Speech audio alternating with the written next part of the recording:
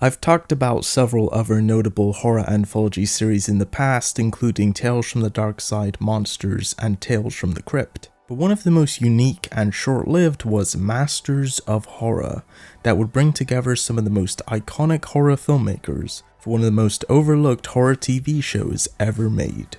Greetings all you movie junkies and entertainment lovers, and welcome to another retrospective video. Today we're going to be talking about Masters of Horror.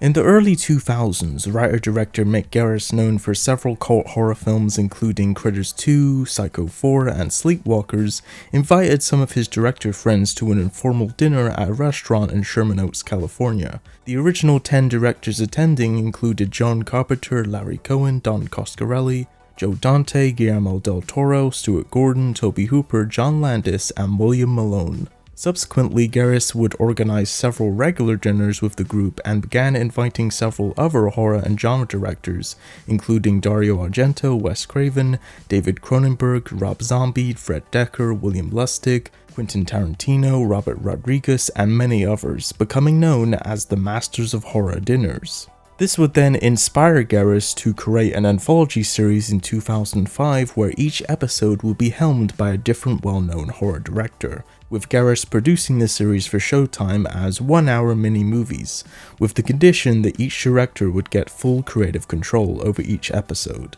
with most of the directors from the dinners directing episodes of the series, in addition to several newer directors like Brad Anderson, Lucky McKee, with Mick Garris himself directing a few episodes as well. But unlike other horror anthology shows like Tales from the Crypt and The Outer Limits, Masters of Horror does not follow one particular style and tone due to each director getting full creative control. Every episode of the series feels radically different and unique from one another, which also is what makes this series somewhat divisive amongst viewers when it comes to which episodes are the best and which are the worst, with many unfairly comparing the episodes to each director's best work, and forgetting that at the end of the day it is still a relatively small TV series compared to a feature film, although many of the episodes do have a feature film look to them. And even though many of the episodes can come off as being more style over substance, it's still great getting to see these filmmakers get a chance to do something that's more off the cuff and to their own liking that they don't often get a chance to do. And although the series was well received at the time, it was unfortunately only cancelled after just 2 seasons with a total of 26 episodes. But creator Mick Garris would go on to create a new anthology series for NBC titled For Itself, which lasted for only 1 season, and is often referred to as the unofficial 3rd season of Masters of Horror, due to many of the same writers and directors involved. There was also an unofficial spin-off around the same time titled Masters of Science Fiction, which also only lasted for 1 season. Overall, Masters of Horror is a really great and overlooked horror series. Despite which episodes you may prefer over others, it's still a pretty remarkable and impressive collection of different filmmakers in the genre. And although it may not be their best work, it still is very much worth checking out, and it can be pretty tough to choose which episodes to watch for newcomers. So I thought what better way to end than to go through my personal top 5 episodes of the series. At number 5 we have Chocolate.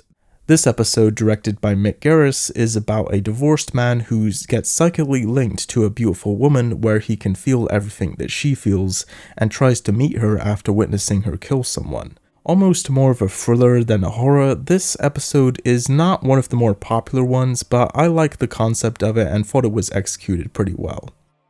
At number 4 we have Pick Me Up. This episode, directed by Larry Cohen, is about 2 dueling sadistic killers who are both after a small group of bus passengers who are left stranded after their bus breaks down.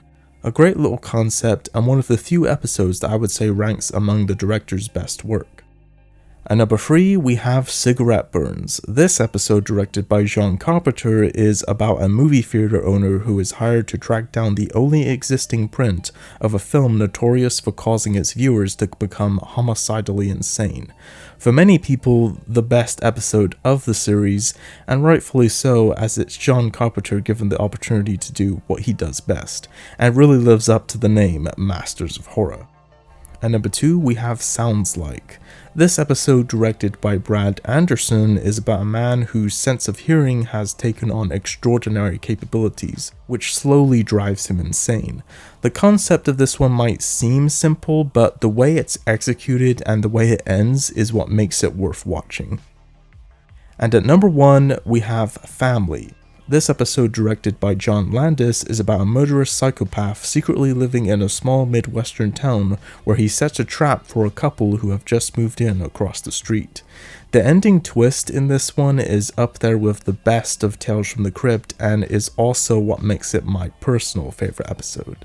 So overall, if you like horror anthologies, then Masters of Horror is one that I would absolutely, definitely recommend checking out. Thanks for watching this retrospective video. Until next time, be sure to consume as much entertainment as humanly possible, and I'll see you in the next video.